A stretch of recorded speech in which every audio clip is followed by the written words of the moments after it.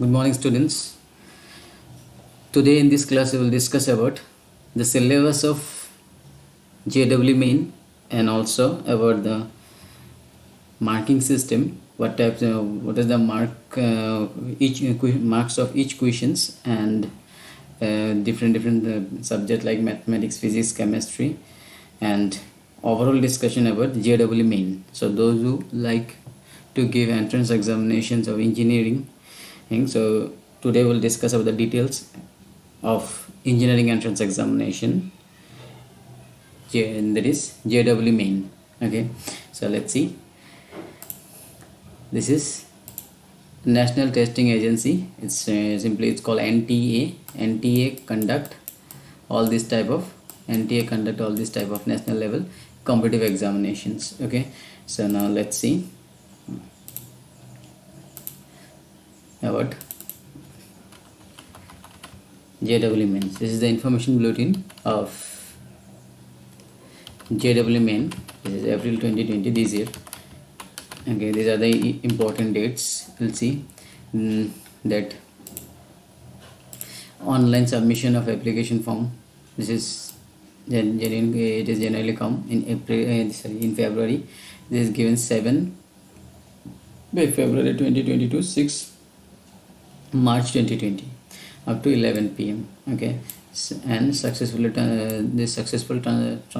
transaction of fees. So fee you can pay in this time through maybe credit card, debit card, net banking, ATM service, and then date of examination. This is given 5th April, 7th April to 9th and 11th April. Okay, so but because of this pandemic situation, I think this is postponed, so still not done this examination. This examination is still not conducted. Okay, it is postponed because of COVID-19. And you see here what is the declaration of result. It is 30 April 2020. That means this is the general time of conducting this examination, and it is the time of result. Okay, but this year it was not done at exact time because of COVID-19 pandemic situations. Okay, but every year it is the schedule to conduct the examination, online process, the successful transaction. You have to pay the fee between this period, and then examination, date of examination, and then declaration of result. Okay, so ये सारा चीज़ यहाँ में है. So every year इस time में होता है, और every year 2 ways में होता है, one in January and another in April. So this is the April session timing. Okay, so every year इस टाइम में हो जाता है एग्ज़ाम, बट इस टाइम नहीं हुआ. ठीक है, तो एग्ज़ाम से पहले रिज़ल्ट का डेट भी दे देता है कि इस तारीख को रिज़ल्ट आया. एग्जैक्टली इस डेट में भी रिज़ल्ट आ भी जाता है. ठीक है. Okay, now see more about JEE Main.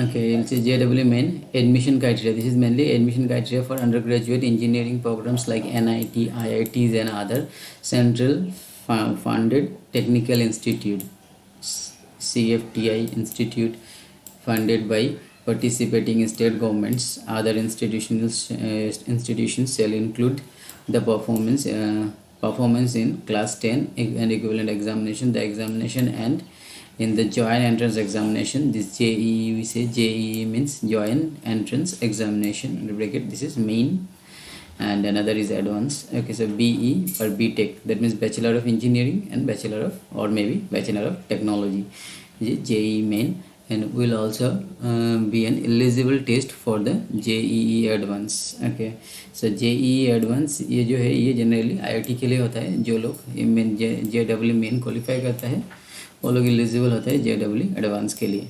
Okay, and also higher secondary में मार्क्स चाहिए, उसका भी एक क्राइटेरिया मैं बाद में दिखा दूंगा. हायर सेकेंडरी में भी मिनिमम 75% एंड ST/SC के लिए 65% ऐसा कुछ चाहिए ये JEE एडवांस के लिए. तो फर्स्ट तो ये JEE Main क्वालिफाई करना होगा, एंड क्लास 12 का जो मार्क्स है वो क्राइटेरिया सेटिस्फाई करना पड़ेगा. देन जाके ये JEE एडवांस में बैठ सकते हैं.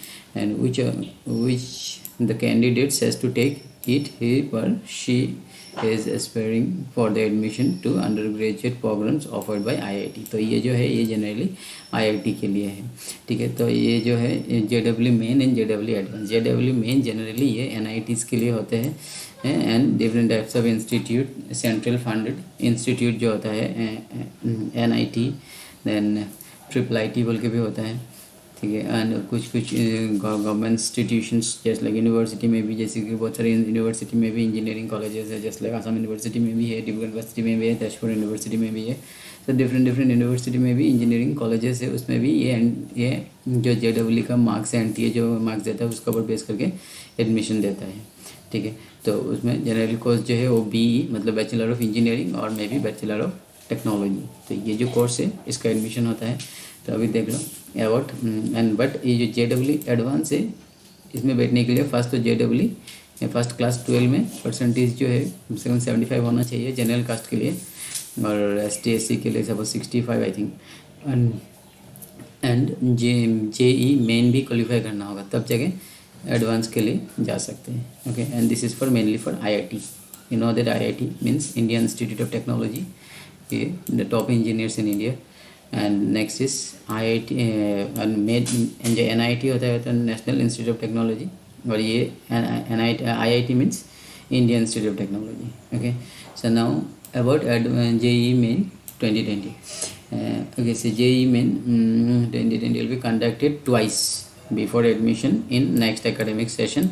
The students will have the following benefits for new pattern, and this will give one more opportunity to the students to improve their score in examination, and if they fail to give their best in the first attempt without wasting their whole academic year, that means एक साल में 2 बार exam होता है JEE mains. एक तो होता है ये first JEE main 2020 held in January, ये में 2020 दिया है, सब ईयर में ये 2 सेशन ही होता है, 2020 हो या 2019 हो, जो बट 2021 में भी जो होगा, एक तो जनवरी में होता है और एक अप्रैल में होता है। तो इसमें 2 ऑप्शन दिया जाता है, एक तो जनवरी में बैठ के एक बार तुम एग्ज़ाम को दे सकते हो, ओके, एक बार जनवरी में बैठ के एग्ज़ाम दे सकते हो।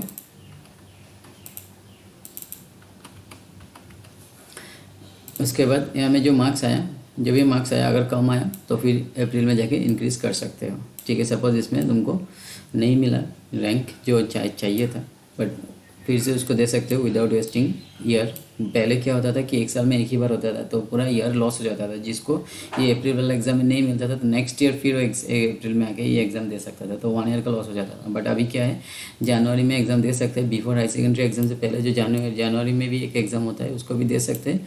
अगर यहाँ में मार्क्स अगर क्वालिफाई हो गया तो ठीक है, फिर से यहाँ में दो तो वो भी ज़्यादा मार्क्स आ सकते हैं, बट अगर नहीं भी हुआ क्वालिफाई तब भी और एक ऑप्शन है कि तुम यहाँ में भी दे सकते हो, ठीक है। तो ये एक चीज़ है, तो ये मैं बोला वही, this will give one more opportunity to the students to improve their score if they fail to give the first attempt without wasting their whole academic year. And in first attempt the students will get a first hand experience of taking an examination and to know their mistakes and so which they have improved while attempt to the second attempt, because first time जब computer based CBT होता है मतलब computer based examinations, तो इसमें बहुत लोग का experience नहीं होता देने का, तो इसलिए फर्स्ट टाइम में कुछ प्रॉब्लम्स आ जाते हैं। तो इसलिए अगर फर्स्ट टाइम में अगर नहीं दे पाए तो एक एक्सपीरियंस फर्स्ट टाइम में देना ही चाहिए। बट अगर कोई प्रॉब्लम के कारण अगर अच्छा से एग्ज़ाम नहीं दे पाया, सपोज कुछ गलती कर दिया, तो एक एक्सपीरियंस हो जाता है फर्स्ट टाइम में, तो सेकेंड टाइम में जाके वो विदाउट मिस्टेक अच्छे से दे सकता है एग्ज़ाम, ठीक है। And this will reduce the chances of dropping a year. तो ये जो है एक ईयर ख़राब होता था पहले, अभी वो नहीं होता है, बिकॉज ऑफ 2 बार चांस दिया जाता है स्टूडेंट को। And if any one miss the examination due to reason beyond control then he per she won't have to wait for 1 full year. Suppose कोई जनवरी का एग्ज़ाम नहीं दे पाया तो उसको पूरा 1 ईयर बैठने का जरूरत नहीं, वो फिर अप्रैल में दे सकते हैं एग्ज़ाम, बट जो अप्रैल में प्रॉब्लम हो जनवरी में भी दे सकते हैं, ठीक है। The students best of the 2 NTA score will be considered for preparation of merit list per ranking, ठीक है। तो स्टूडेंट का जो NTA का स्कोर होता है उसका पर बेस करके ये मेरिट लिस्ट बनाया जाता है, कौन सा इंजीनियरिंग कॉलेज में मिलेगा, तो वो मेरिट लिस्ट का ऊपर और रैंकिंग का ऊपर उसको मिलता है, ओके। सो ईयरली 2 बार होता है JEE मेन, एक होता है जनवरी में और एक होता है अप्रैल में, ठीक है। तो ये जो है जो जो लोग, मैं नेक्स्ट क्लास में नीट के बारे में बोलूँगा, मेडिकल एंट्रेंस एग्जामिनेशन, लेकिन जो लोग ये नीट एग्ज़ाम देना चाहते हैं वो लोग भी ये एग्ज़ाम देना चाहिए मेरे हिसाब से, क्योंकि यहाँ में जो है वो लोग का एक प्रिपरेशन हो जाता है कि 2 बार एग्ज़ाम देने का चांस मिल जाता है, तो एक प्रिपरेशन आ जाता है। ठीक है, तो उस क्योंकि ये एग्ज़ाम पहले होता है उसके बाद ये एग्ज़ाम होता है, तो इसलिए इसमें बैठने से एक एक्सपीरियंस हो जाता है, और ऐसे भी फिजिक्स केमिस्ट्री इसका क्वेश्चन थोड़ा टफ होता है कंपेरिजन दिस एनडीए से, तो इसलिए नेट नीट से, तो इसलिए अगर ये एग्ज़ाम दे दिए तो उसको ज़्यादा चांसेस होता है कि इसको क्वालिफाई करना। ठीक है, तो जो लोग JEE जो लोग मेडिकल भी देना चाहते हैं वो लोग को भी मेरे हिसाब से ये एग्ज़ाम के लिए प्रिपेयर करना चाहिए। JEE मेन डी देना चाहिए वो लोग को, चाहते एक एक्सपीरियंस हो जाए, और टफ क्वेश्चंस, क्योंकि हमें फिजिक्स केमिस्ट्री मैथमेटिक्स रहता है तो क्वेश्चन थोड़ा टेक्निकल होता है, तो इसलिए इसमें जो लोग इसके लिए प्रिपेयर करेंगे वो लोग इसमें भी बेनिफिट मिलेगा। ठीक है, तो और जो लोग ओनली इसके लिए करते हैं तो वो लोग को मतलब कुछ कभी मतलब बहुत लोग होता है कि जो फिजिक्स मैथमेटिक्स वीक होता है तो इसलिए फिजिक्स केमिस्ट्री में ज़्यादा मार्क्स नहीं मिल पाता है, लेकिन जो इसमें प्रिपेयर करते हैं वो लोग तो मैथमेटिक्स भी पढ़ता है, तो इसलिए वो लोग को फिजिक्स केमिस्ट्री में तीनों में ही स्ट्रॉन्ग होता है, तो उसका एक बेनिफिट यहाँ में जाकर मिलता है। क्योंकि जो लोग ओनली इसमें करेगा वो लोग मतलब ज़्यादातर बिना समझे, मतलब समझने के लिए प्रॉब्लम होता है, बिकॉज वो लोग मैथमेटिक्स छोड़ देते हैं, तो फिजिक्स केमिस्ट्री में प्रॉब्लम हो जाता है। खाली बायोलॉजी से तो क्वालिफाई नहीं हो सकता, तीनों सब्जेक्ट का ही क्वेश्चन आता है, तो ओनली बायोलॉजी तो सबको ही, सभी बायोलॉजी में अच्छे मार्क्स मिलता है सबको, लेकिन डिपेंड्स करता है फिजिक्स केमिस्ट्री में किसको ज़्यादा मार्क्स मिल जाए। तो फिजिक्स केमिस्ट्री जो टेक्निकल सब्जेक्ट है तो उसके लिए टेक्निकलिटी ये जो एग्ज़ाम होता है इसके लिए जो प्रिपेयर करता है उसको एक बेनिफिट होता है। ठीक है, तो इसलिए मेरे हिसाब से तो ये सारा एग्ज़ाम देना चाहिए, ये भी देना चाहिए और ये भी देना चाहिए। जो लोग JEE मेन के लिए प्रिपेयर करें वो लोग को भी ये चीज़ देना चाहिए, अगर उसके पास बायोलॉजी सब्जेक्ट है नीट, क्योंकि एक बार बैठना तो चाहिए, मेरे हिसाब से एक्सपीरियंस होना चाहिए। ठीक है, तो अभी देख लो नेक्स्ट,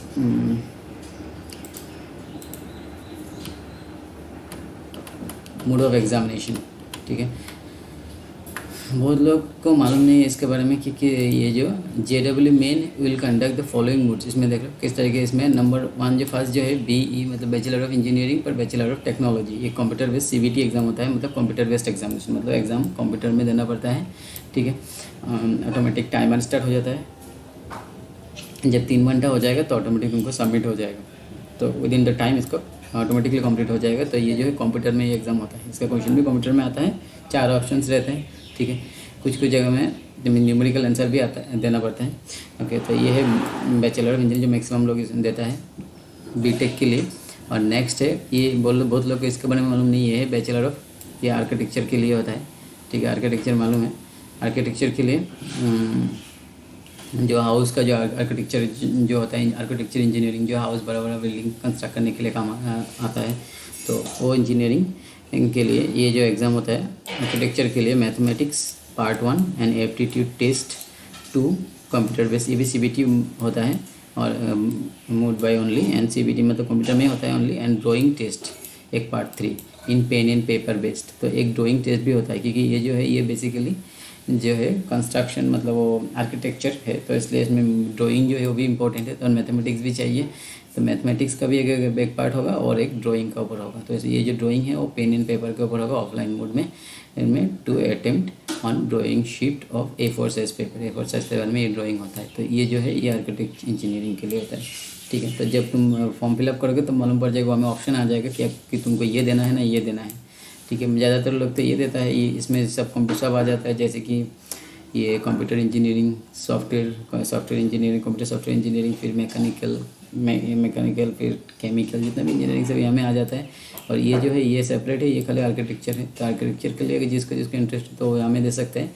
एंड नेक्स्ट है कि बैचलर प्लानिंग, इसमें भी ये देखो मैथमेटिक्स पार्ट 1 है, एप्टीट्यूड टेस्ट 3 है, and aptitude test part 2 and planning based question paper computer से, ये भी कंप्यूटर बेस्ड होता है।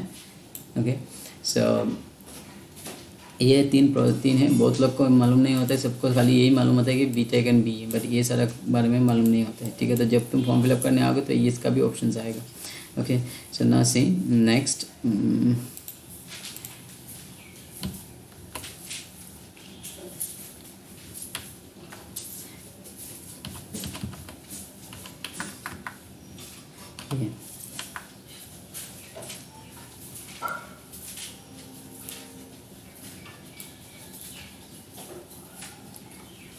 चॉइस ऑफ मीडियम, ओके, इसमें चॉइस मीडियम देख सकते हैं जो हिंदी मीडियम के लिए भी ऑप्शन है इंग्लिश, हिंदी एंड गुजराती लिखा हुआ है।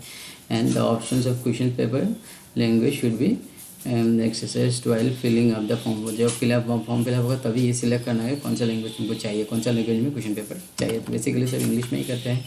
उसके बाद list of qualifying examinations,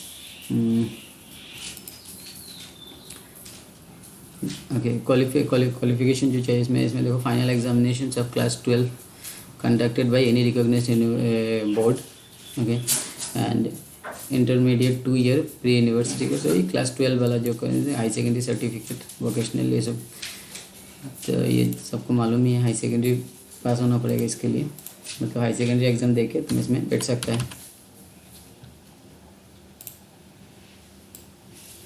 okay, next see age limit कितना दे सकते हैं। For appearing the JEE main entrance examination there is no age limit for the candidate who have first class 12 और equivalent examinations in 2018-19 or appearing in 2020 irrespective of their age can appear in JEE main and examination 2020. The candidates should also satisfy themselves about their fulfillment of age limits and requirements of the institute in which they are taking admissions, and the candidate must note that IITs have an age limits पर restriction। मतलब IIT में अगर admission लेना तो उसके लिए तो IIT के पास अगर एज लिमिट होता है, बट एंट्रेंस एग्जाम के लिए कोई एज लिमिट नहीं है। बट IIT में जब तुम एडमिशन लेने के लिए जाओगे तब एज लिमिट होता है उसमें, which will be published in JEE advance information. तो JEE एडवांस में एक रेस्ट्रिक्शन होता है, ठीक है। तो ऐसे मेन देने के लिए कोई एज रेस्ट्रिक्शन नहीं होता, ओके।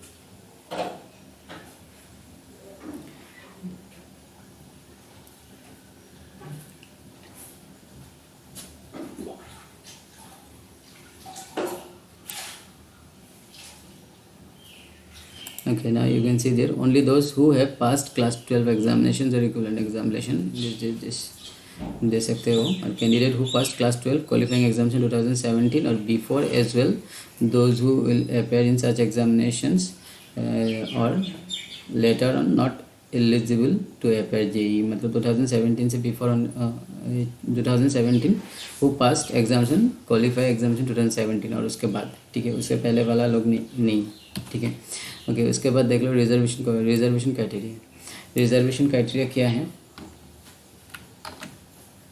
रिजर्वेशन क्या है इसमें, for admission in different caste का जो डिफरेंट रिजर्वेशन होता है इसमें, for admission participating institute please see the reservation policy in case central government 10% seats for the reserve category for general economically weaker students. तो ये एक नया निकला है, पहले तो हम खाली जनरल OBC SC था, और ये जो है ये नया निकला था जनरल EWS मतलब ये इकोनॉमिकली वीक सेक्शन। अगर वो जनरल भी है बट उसका अगर इकोनॉमिक कंडीशंस बहुत ख़राब है तो वो लोग भी इसके लिए अप्लाई कर सकते हैं, ठीक है। EWS वाला में इसमें 10% सीट रिजर्व होता है उसके लिए, and 15% of the seats reserve for the category SC, 7.5 for ST tribe, schedule tribe sorry ST, and 27% is for the other backward class मतलब OBC के लिए, ठीक है। OBC नॉन क्रीमिलियर होना पड़ेगा,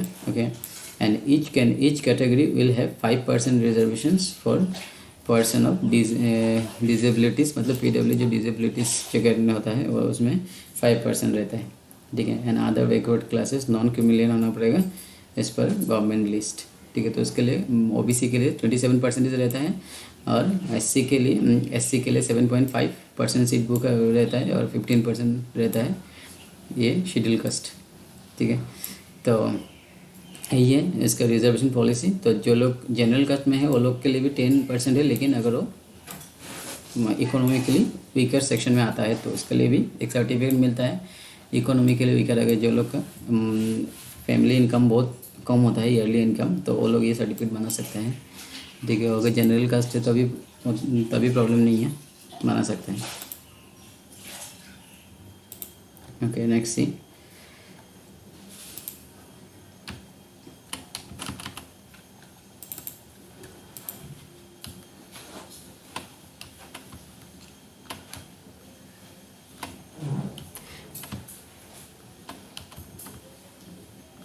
ये जो शेड्यूल होता है ये एप्लीकेशन जनरली अप्रैल के लिए जो एप्लीकेशन फ़ी मैंने अभी बोला था ये अप्रैल में निकलता है ये सॉरी अप्रैल नहीं सॉरी ये फरवरी और मार्च के बीच में निकलता है जो अप्रैल सेशन के लिए, और उसका फ़ी ट्रांजैक्शन होता है उसके बीच में ही। और उसके बाद ये जो होता है फ़ी जनरली फॉर इंडिया में जो लोग है वो लोग अगर अप्लाई किया तो जनरल EWS या OBC के लिए फ़ी होता है 650 रुपीज़, गर्ल्स के लिए होता है, बॉयज़ के लिए होता है 650, गर्ल्स के लिए होता है 325। ओके, और SC ST के लिए ये होता है 325, बॉयज़ एंड गर्ल्स सेम। ठीक है, ये फॉर इसके लिए बैचलर ऑफ इंजीनियरिंग टेक्नोलॉजी और दिस आर्किटेक्चर एंड प्लानिंग सबके लिए। ठीक है, okay sir now next this is about fee. Now किस टाइप का क्वेश्चंस कितना मार्क्स आता है। ठीक है, और इसमें और एक चीज़ है देख लो, ये भी इम्पोर्टेंट है कि फॉर्म फिलअप करने के बाद करेक्शन करने के लिए आता है। अगर सपोज फॉर्म में कुछ गलती कर दिया तो ये करेक्शन ऑफ पर्टिकुलर्स ये भी आता है। मार्च 8 से 12 ये 4 डेज टाइम दिया जाता है, इसमें करेक्शन कर सकता है अगर फॉर्म फिलअप में कुछ गलती हो गया तो। ठीक है, तो ये फॉर्म प्रिंट आउट होता है, इस दिन में फॉर्म प्रिंट आउट कर सकते हैं। फिर एग्जामिनेशन डेट ये आता है, timing of examination, first shift 9:30 से लेकर 12:30 मतलब 3 आवर का होता है। सेकंड शिफ्ट 2:30 से लेकर 5:30 मतलब कुछ लोग का ये शिफ्ट में भी हो सकता है, कुछ लोग का ये शिफ्ट में हो सकता है, मतलब 3 घंटे का एग्ज़ाम है। तो ये कुछ लोग बहुत सारे स्टूडेंट होते हैं तो इसलिए कुछ लोग ये फर्स्ट शिफ्ट में हो सकता है, कुछ लोग सेकंड शिफ्ट में भी मिल सकता है चांस। ठीक है, क्वेश्चन सेम फॉर्मेट का होगा बट क्वेश्चन डिफरेंट होता है शिफ्ट में। ठीक है, एंड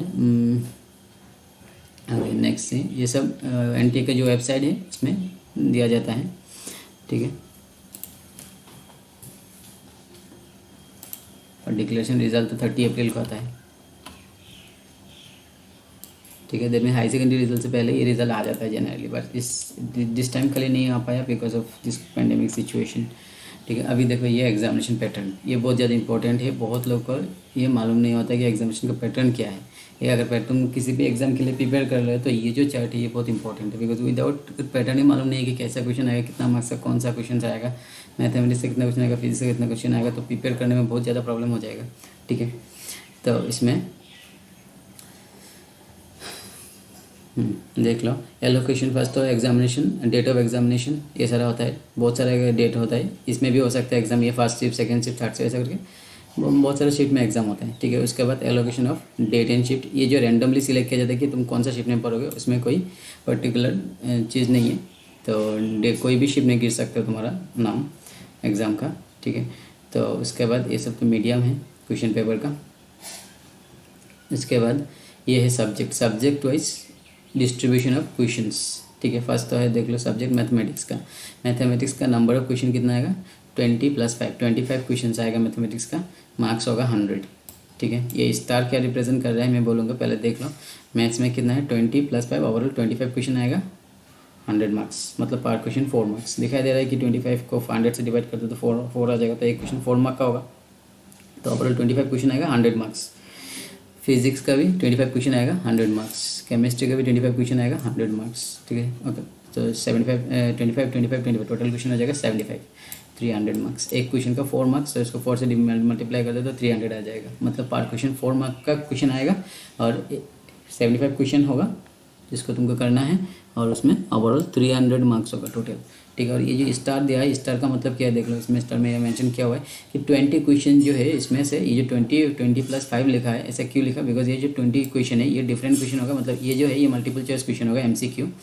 ठीक है, ये मल्टीपल चॉइस क्वेश्चन होगा, और ये जो 5 है ये 5 जो है ये numerical 5 questions will have answer to be filled in a numerical value, मतलब ये जो 5 क्वेश्चन होगा उसमें ऐसा कुछ ब्लैंक दे रहेगा, उस ब्लैंक में तुमको फिल करना होगा। कंप्यूटर में फिल करना कर पाओगे, ये सब नंबर होगा, इसका वैल्यू 2.5 3.5 ऐसा कुछ आंसर आएगा, तो मतलब कैलकुलेशन करके तुमको यहाँ पुट करना होगा। ठीक है, और हमें कंप्यूटर स्क्रीन में एक कैलकुलेटर भी दिया जाता है, उसके कुछ न्यूमेरिकल प्रॉब्लम्स होता है जिसको सॉल्व करके ऐसा डेसिमल में आंसर आ सकते हैं, 1 0 कुछ भी आ सकता है, तो वो आंसर को यहाँ पुट करना होगा थ्रू कंप्यूटर, हमें ऑप्शन रहेगा। ठीक है, तो जब तुम बैठोगे कंप्यूटर में तब मालूम पड़ जाएगा कि ये जो न्यूमेरिकल ये तो मल्टीपल चॉइस होता है। मल्टीपल चॉइस मतलब इसमें 4 ऑप्शन दिया रहेगा, उसमें से एक करेक्ट आंसर होगा। ठीक है, ठीक है, मैक्सिमम एक ही करेक्ट आंसर वाला ही होता है, बट कभी कभी बेस्ट आंसर देने के लिए बोलता है, वो दूसरा फॉर्मेट होगा शायद। ठीक है, तो 4 ऑप्शन रहेगा, तो उसको बोलते हैं MCQ। ठीक है। और ये जो 5 क्वेश्चन रहेगा, ये 5 क्वेश्चन में एक ऑप्शन नहीं रहेगा, इसमें तुमको वैल्यू निकाल के ये fill in the blanks type रहेगा, तो उसमें तुमको न्यूमेरिकल वैल्यू आंसर जो होगा वो न्यूमेरिकल वैल्यू होगा, मतलब 1 पॉइंट समथिंग 2 पॉइंट समथिंग 1 ऐसा कुछ आंसर आएगा सिंप्लीफाई करने से, तो वो आंसर को यहाँ में पुट करना होगा। ठीक है, तो that is called numerical values. तो 5 क्वेश्चन न्यूमेरिकल वैल्यूज़ का आएगा और 20 क्वेश्चन MCQ का आएगा। तो 20 क्वेश्चन मतलब ये 4 ऑप्शन दिया रहेगा 20 क्वेश्चन में, बट ये 5 क्वेश्चन जो है इसमें न्यूमेरिकल आंसर डालना पड़ेगा, इसमें ऑप्शन नहीं रहेगा ये 5 में। ठीक है, बट सबका ओवरऑल मार्क्स एक ही है, 4 करके आएगा ईच क्वेश्चन 4 मार्क्स। ठीक है, सिमिलरली सेम थिंग और फिजिक्स में भी ऐसा ही आएगा, 5 न्यूमेरिकल क्वेश्चन रहेगा, बाकी सारा मल्टीपल चॉइस, यहाँ में भी 20 मल्टीपल चॉइस 5 न्यूमेरिकल आंसर। ठीक है, तो अभी देख लो next marking schemes of MCQs। तो मार्किंग स्कीम देख लो, इसमें MCQ में किस तरीके से मार्क दिया जाएगा, करेक्ट आंसर और the best answer. Best answer क्यों लिखा, मतलब अगर 4 ऑप्शन, कभी कभी मैंने अभी जो बोला था जैसे कि A B C D ऐसे 4 ऑप्शन दिया रहेगा, तो कुछ क्वेश्चंस में बोलेगा कि बेस्ट आंसर दो। बेस्ट आंसर मतलब इसमें से जो सबसे मतलब हो सकता है ये भी एक आंसर लग रहा है तुमको, बट सबसे बेस्ट कौन सा है उसको देना होगा, तो बेस्ट आंसर व करेक्ट आंसर इसलिए लिखा है। ठीक है, तो करेक्ट आंसर या बेस्ट आंसर के लिए क्या आ जाएगा, कितना मार्क्स है, अगर करेक्ट दिया तो +4 होगा। ठीक है, बट अगर इनकरेक्ट हो गया, अगर करेक्ट किया तो 4 आएगा। ठीक है, या मैं बेस्ट आंसर, ये करेक्ट आंसर को बेस्ट आंसर रिप्रेजेंट कर रहा है, मतलब कुछ कुछ क्वेश्चन में ये भी करेक्ट होता है, ये भी करेक्ट होता है, ये भी करेक्ट होता है, बट ये अगर 4 ऑप्शन ही करेक्ट है तो कौन सा बेस्ट, तो सबसे बेस्ट कौन सा है, तो उसके लिए बोला है कि इसमें बेस्ट आंसर। ठीक है, तो करेक्ट आंसर और बेस्ट आंसर के लिए 4 मार्क्स होता है, और इनकरेक्ट अगर सपोज क्वेश्चन रॉन्ग हो गया तो उसके लिए माइनस हो जाएगा 4। अगर तो सपोज तुमको एक भी मार्क नहीं मिला, 0 है तुम्हारा मार्क्स अभी, और एक क्वेश्चन तुम रॉन्ग कर दिया तो ये -1 हो जाएगा, तो मतलब तुम्हारा मार्क्स जो है वो माइनस में चलते जाएगा। ठीक है, तो इसमें वही नेगेटिव मार्किंग है, तो मतलब अगर तुम्हारे पास कितना 75 क्वेश्चन है, सपोज सारा रॉन्ग हो गया, तो तुम्हारा जो मार्कशीट आएगा उसमें मिलेगा -75 मार्क्स, तुमको 0 भी नहीं मिलेगा। समझ में आया ना, तो मतलब जिसको 0 मिलता है वो भी कुछ जानता है हमें, क्योंकि अगर जिसको कुछ नहीं आता और 0, उसको 0 भी नहीं मिलता, 0 से भी कम मार्क्स मिलेगा। समझ में आया ना, तो इसलिए क्योंकि जो भी एग्ज़ाम दोगे कॉन्फिडेंटली देना पड़ेगा, तो जो कॉन्फिडेंट है उसको ही ज़्यादा मार्क्स मिलेगा, अगर जो बिना जस्ट लॉटरी मारने के लिए जाएगा उसको 0 भी नहीं मिलेगा, 0 से भी कम मार्क्स मिलेगा। ठीक है, तो क्योंकि अगर तुम यहाँ में 75 क्वेश्चन है, तो हमें अगर तुम 50 क्वेश्चन रॉन्ग करके आ गया और लॉटरी मार के 5 क्वेश्चन किया भी है, तो 5 में तुमको कितना मिलेगा, 20 मिलेगा, और यहाँ में 50 माइनस हो जाएगा, तो 20 मार्क मिला और यहाँ से 50 माइनस हो गया, तो मतलब तुमको -30 मार्क्स मिलेगा। ठीक है, 0 भी नहीं मिलेगा।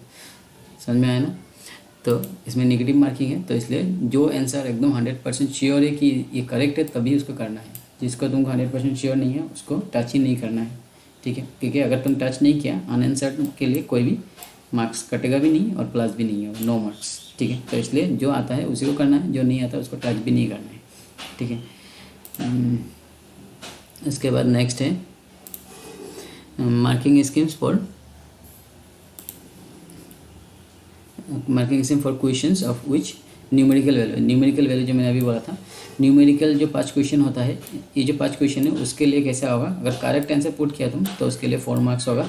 ठीक है, और इनकरेक्ट आंसर के लिए इसमें 0 है, मतलब इसमें नेगेटिव मार्क नहीं है। तो ये जो 5 क्वेश्चन है ये करके ही आना है, क्योंकि इसमें नेगेटिव मार्क्स नहीं है, इसको छोड़ने का जरूरत नहीं है, क्योंकि इसमें नेगेटिव मार्क्स नहीं है। तो ये जो 5 numerical fill in the blanks होगा उसको जितना पॉसिबल है करेक्ट करना, बट अगर नहीं भी हो रहा है तब भी 0 1 जो भी है कुछ पुट करके आ सकते हो, क्योंकि इसमें इनकरेक्ट होने से भी नेगेटिव मार्क्स नहीं है। ये 5 क्वेश्चन, ये 15 क्वेश्चन जो है 15 क्वेश्चन है।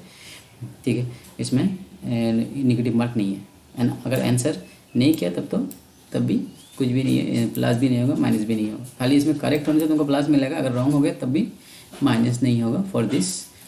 ये जो 15 क्वेश्चन दिया रहेगा न्यूमेरिकल आंसर का उसमें ओनली। ठीक है, इसमें तुम भूल में भी मत जाना, अगर तुमको आता है तभी करना। ये जो 60 क्वेश्चन होगा 75 में से ये जो 60 क्वेश्चन होगा मल्टीपल चॉइस वाला, अगर तुमको आता है तो ही उसको करना है, अगर नहीं आता तो उसको टच भी मत करना। लेकिन ये जो 15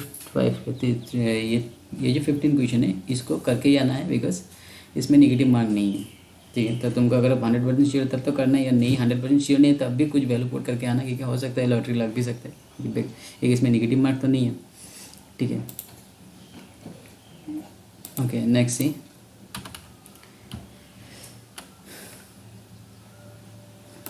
तो ये हो गया। अभी क्या है, method of determining merit. Conversation of raw score in mathematics physics chemistry, कैसे करके स्कोर आएगा देखो। Conversion of raw score in maths physics and chemistry and total into NTA score overall merit list will be prepared by NTA score of all shift of all days. तो ये n t score एक बनाएगा, उसका एक process है anti score create करने का, और नीचे दिया रहेगा एडवर्टाइजमेंट का लास्ट में दिया रहता है कि कैसे ये एंटी स्कोर काउंट करते हैं। उसमें टोटल नंबर ऑफ स्टूडेंट कितना अपेयर किया है, उसमें से कितना को तुमसे ज़्यादा मिला है। ठीक है, सपोज तुमको 90 मिला, एंटी स्कोर सपोज 90 मिला, NTA। ठीक है, एंटी स्कोर एक स्कोर देता है NTA में से, ये नेशनल टेस्टिंग एजेंसी, उसका एक स्कोर होता है, वो स्कोर 90 दिया। इसका मतलब है क्या, तुमको अगर 90 मिला तो ये जो तुमसे ज़्यादा, तुमको अगर 90 NTA स्कोर 90 मिला तो तुमसे ज़्यादा 10% को मिला। 10% स्टूडेंट जो है उसको तुमसे भी ज़्यादा मार्क्स मिला, और नीचे वाला जो 80% स्टूडेंट है वो तुमसे कम मिला। ठीक है, तो वैसा ही एक कॉन्सेप्ट है। तो उसका एक प्रोसेस है ये काउंट करने का NTA स्कोर, वो नीचे टेबल एक है, मैं दिखा दूंगा बाद में। ठीक है, तो एक NTA स्कोर आता है, उसके ऊपर बेस करके मेरिट लिस्ट बनाया जाता है। ठीक है, फिजिक्स केमिस्ट्री मैथ्स का मार्क्स के ऊपर बेस करके एक NTA स्कोर का देते हैं, और वो NTA स्कोर के ऊपर तुम्हारा जो है वो डिफरेंट इंजीनियरिंग कॉलेज सीट देते हैं उसके ऊपर बेस करके। ठीक है, okay, the method of resolving ties. Okay, suppose ये क्या, tie between candidate, total NTA score, मतलब अगर सपोज किसी को सेम मिला गया NTA स्कोर, तो BE BTech will be result in the following manner.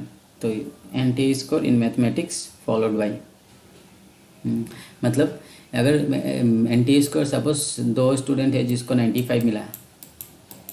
ठीक है, अभी दोनों एक ही कॉलेज में अप्लाई किया, एक ही ब्रांच के लिए, तो अभी वो लोग को अभी कैसे डिसाइड करेगा कि सपोज एक ही सीट है, अभी 2 आदमी है, कैसे मार्क्स भी एक ही है, तो अभी कैसे देगा, तो तुम्हारा क्या होगा, मैथ्स का मार्क्स दिखेगा फर्स्ट तुम्हारा, ये दोनों में से ओवरऑल मार्क्स तो दोनों का सेम है, 95% NTA स्कोर आ रहा है।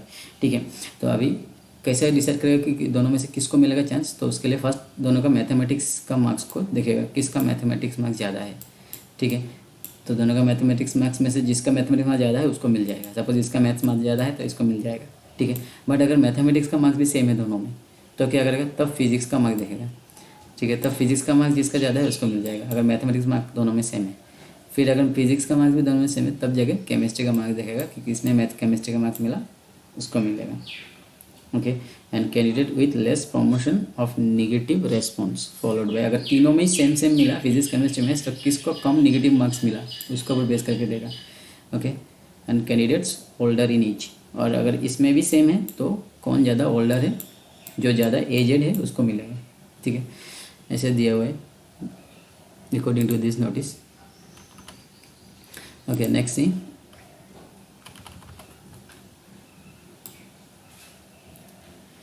ये आर्किटेक्चर के लिए है, जो लोग आर्किटेक्चर जो मैंने देखा, तो ये तो बीटेक के लिए था, बीटेक और BE। अभी जो आर्किटेक्चर के लिए जो लोग अप्लाई करेगा उसमें कैसा है, सब्जेक्ट वाइज डिस्ट्रीब्यूशन। इसमें देखो मैथमेटिक्स का कितना होगा, 25 क्वेश्चन होगा, और इसमें ये 5 जो है न्यूमेरिकल होगा, numerical value, overall 100 marks, and aptitude test होगा जिसका 50 क्वेश्चन रहेगा, 200 मार्क्स, और ड्राइंग का होगा 2 क्वेश्चन 100 मार्क्स, ओवरऑल 77 क्वेश्चन होगा, उसमें से 400 टोटल 400 मार्क्स है।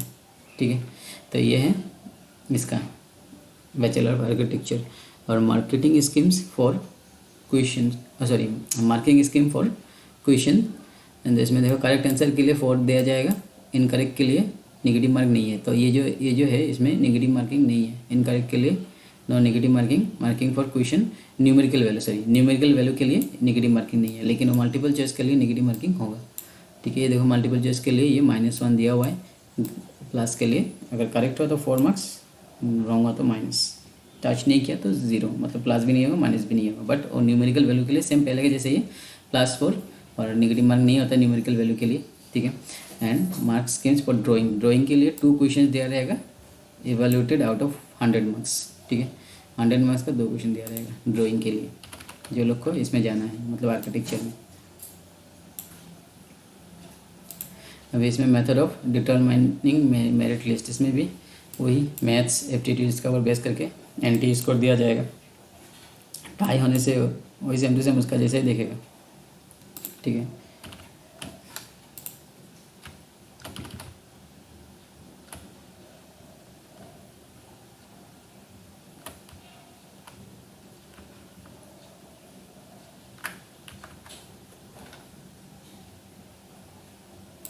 अभी इसमें है प्लानिंग वाला एक था, थर्ड वाला ये बैचलर प्लानिंग, इसमें भी मैथमेटिक्स है, तो वही उसके जैसे ही है, इसमें भी 25 क्वेश्चन आएगा, 4 मार्क्स माइनस और नेगेटिव आएगा अगर रॉन्ग हुआ तो, ठीक है। मेथड ऑफ डिटरमाइनिंग, तो ये सब सेम ही है, देख लेना इसको।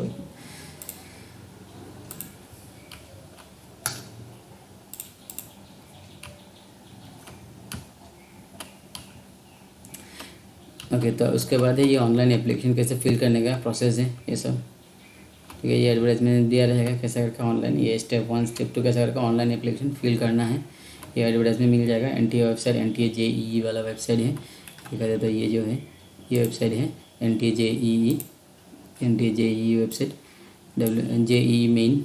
तो इसमें टाइप करना होगा गूगल में कि JEE main.nta.nic.in, ठीक है। इसमें टाइप करने से ये मिल जाएगा वेबसाइट, तो यहाँ से सारा डिटेल्स आ जाएगा। हमें फॉर्म फिलअप होता है, ये JEE main application form correction आया अभी, तो ऐसे टाइप का। ये तो अभी के लिए है, तुम लोग अप्लाई करोगे तो 2021 होगा शायद, ठीक है। तो ये वेबसाइट में सारा कुछ मिल जाएगा, जैसे फॉर्म फिलअप कैसे करना है।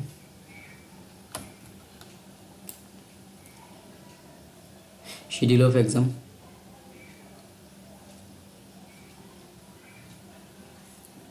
ये morning shift, evening second, first shift, second shift, ऐसा करके 9 to 3 घंटा का एग्ज़ाम होता है, ठीक है। मे भी किसी को फर्स्ट शिफ्ट में मिल सकता है, किसी को सेकेंड शिफ्ट में मिल सकता है, ठीक है।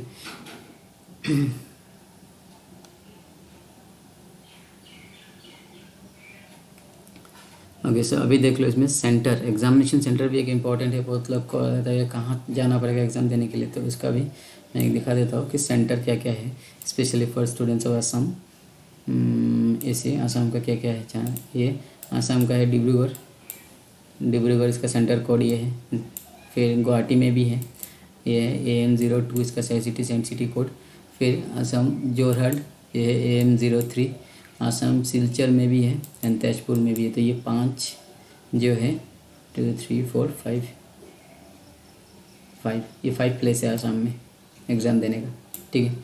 तो ये एग्ज़ाम सिटीज़ है, तो यहाँ में जाकर एग्ज़ाम देना पड़ेगा। लेकिन स्पेशली फॉर बुकाजन के लिए जो नागालैंड, अगर ये सिटी अगर स्टेट अगर आसाम दिया तो ये 5 ही ऑप्शन है। लेकिन अगर जो लोग यहाँ में रहता है, जो लोग बुकाजन में रहता है, तो उन लोग के लिए नागालैंड भी सामने है। तो अगर तुम नागालैंड स्टेट दिया तो दीमापुर वाला ऑप्शन भी आएगा शायद, देख लो।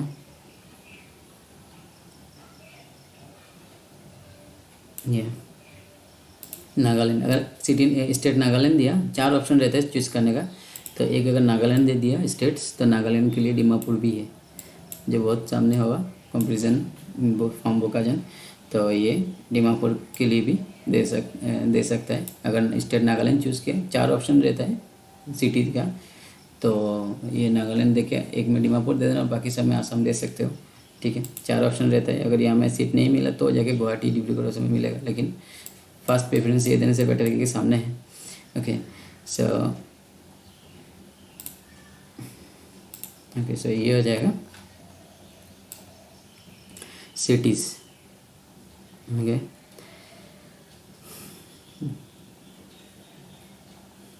ये सब नंबर में कॉल करके रिलेटेड टू बैंक क्वेरी कर सकते, कुछ प्रॉब्लम है तो, ठीक है। तो ये सारा हो गया प्रोटीन। तो ये है तो अप्रैल वाला जो अभी जो एग्ज़ाम होने वाला है, अप्रैल वाला एग्ज़ाम अभी तक हुआ नहीं है, ये पोस्टपोन हो गया, तो उसका नोटिफिकेशन था ये नेशनल टेस्टिंग एजेंसी का, ठीक है। तो अभी मैं दिखा देता हूँ सिलेबस क्या क्या है। Okay, so let's see. Syllabus में है फर्स्ट सी मैथमेटिक्स, ये BE पर बीटेक के लिए मैथमेटिक्स, फिजिक्स, केमिस्ट्री, मैथ्स का है। ये फर्स्ट ईयर का जो सिलेबस है सेट। फिर ये रिलेशन एंड फंक्शन, ये सेकेंड ईयर का है, ठीक है। सेट जो है वो फर्स्ट ईयर का है, रिलेशन फंक्शन ये सेकेंड ईयर का है, ठीक है। फिर कॉम्प्लेक्स एनालिसिस, ये फर्स्ट ईयर का है। क्वाड्रेटिक इक्वेशन, ये भी फर्स्ट ईयर का है सिलेबस। उसके बाद ये जो है ये है लिमिट्स जो है फर्स्ट ईयर का है। कंटिन्यूटी डिफरेंशिएबिलिटी सेकेंड ईयर का है, ठीक है। फिर इंटीग्रल कैलकुलस, ये भी सेकेंड ईयर का है। मतलब मिक्सअप सिलेबस है फर्स्ट ईयर सेकेंड ईयर दोनों में से आएगा, फिजिक्स केमिस्ट्री मैथ्स तीनों का।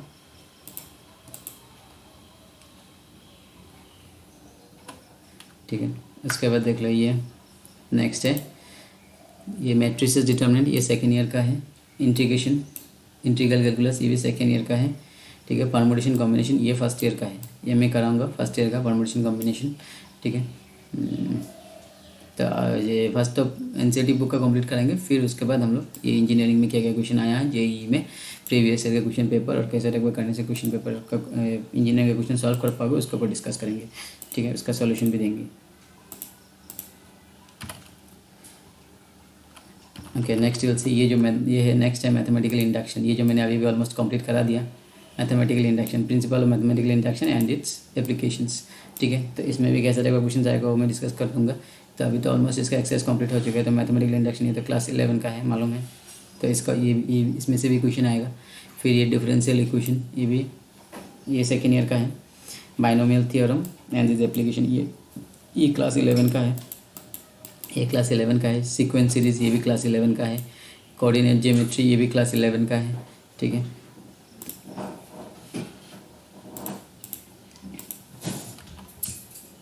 मैं ये पीडीएफ दे दूंगा बाद में। ठीक है, इसके बाद है ये sequence series and coordinate geometry, ये क्लास 11 का है।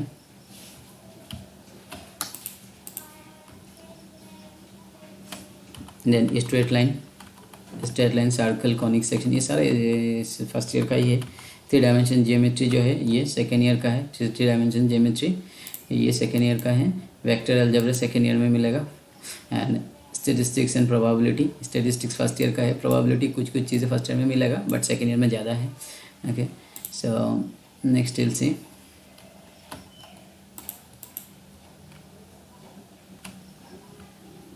फिर ये ट्रिग्नोमेट्री भी है। Trigonometrical identities and equations, trigonometric function, inverse trigonometric function, ये इनवर्स ट्रिग्नोमेट्री जो ये सेकेंड ईयर में है।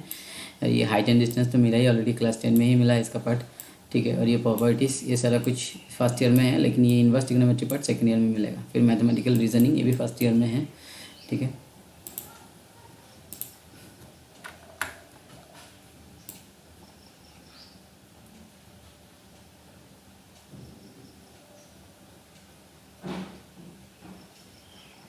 तो ये हो गया मैथ का सिलेबस।